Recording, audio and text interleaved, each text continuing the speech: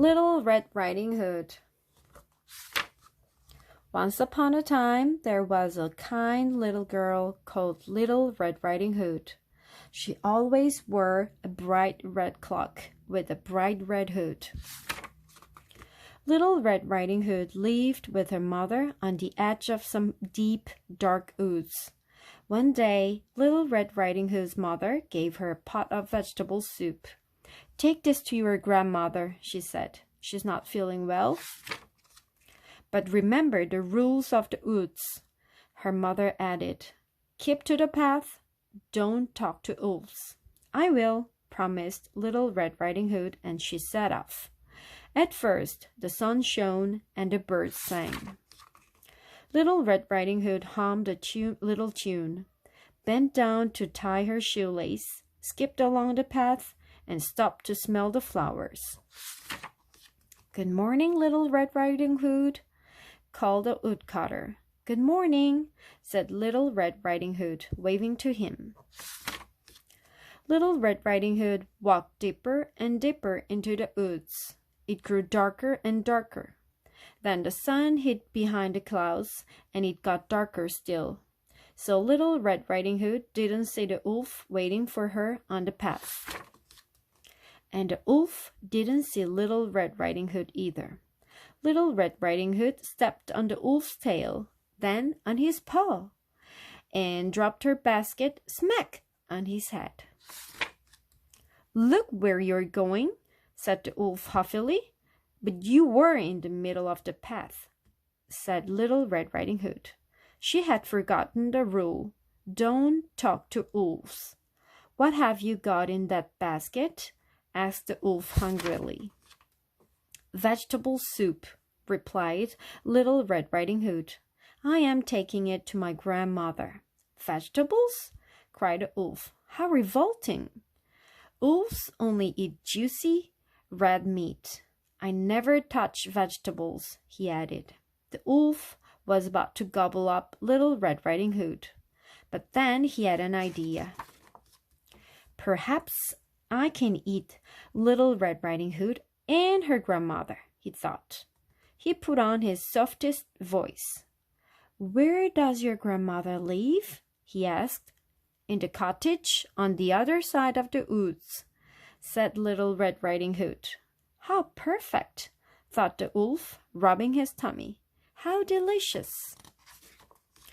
"Why don't you take her some flowers?" he suggested. "What a kind wolf you are," said Little Red Riding Hood. So Little Red Riding Hood left the path to look for flowers, and the wolf raced off to the grandmother's house. He knocked lightly on the door. Tap, tap, tap. "Who's there?" asked the grandmother. "Your granddaughter, Little Red Riding Hood," squeaked the wolf. "I've brought you some lovely vegetable soup." "Let yourself in," said the grandmother. The wolf leaped into the room. He gobbled up Little Red Riding Hood's grandmother. Then he climbed into bed to wait for Little Red Riding Hood. Soon he heard a knock at the door. "Who's there?" he said. "Your granddaughter, Little Red Riding Hood." "Let yourself in," called the wolf. He pulled on the grandmother's cap and hid under the blankets. "I've brought you some vegetable soup," said Little Red Riding Hood. "Lovely," snarled the wolf. "I mean lovely," he added in a quick squeak. "Put the basket on the stool and come and sit next to me." Little Red Riding Hood looked at her grandmother. She looked again. "Oh, grandmother," she said, "what big ears you have." "All the better to hear you with," said the wolf. Little Red Riding Hood came closer to the bed. "Oh, grandmother," she said, "what big eyes you have."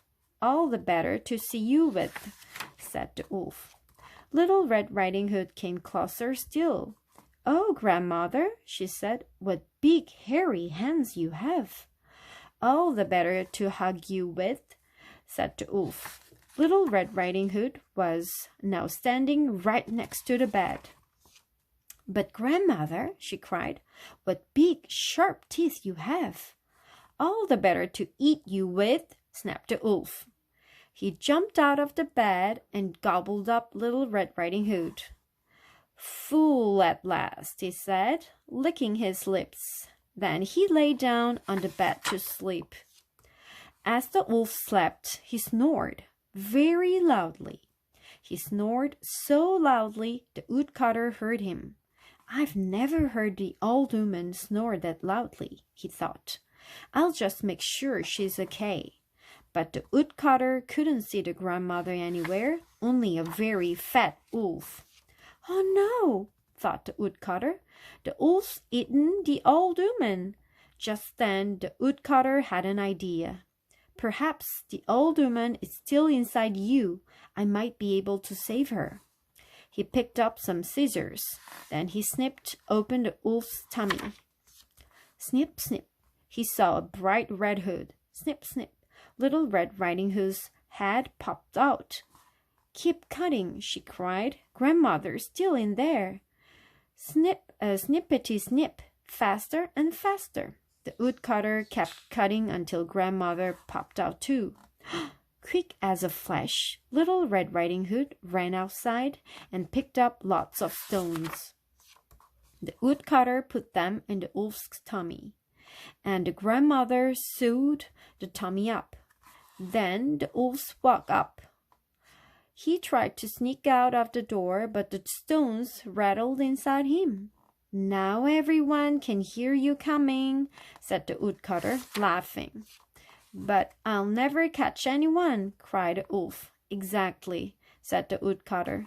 You will just have to eat vegetables instead, said Little Red Riding Hood. The wolf never ate another person. As for Little Red Riding Hood, she never ever talked to a wolf again. The end.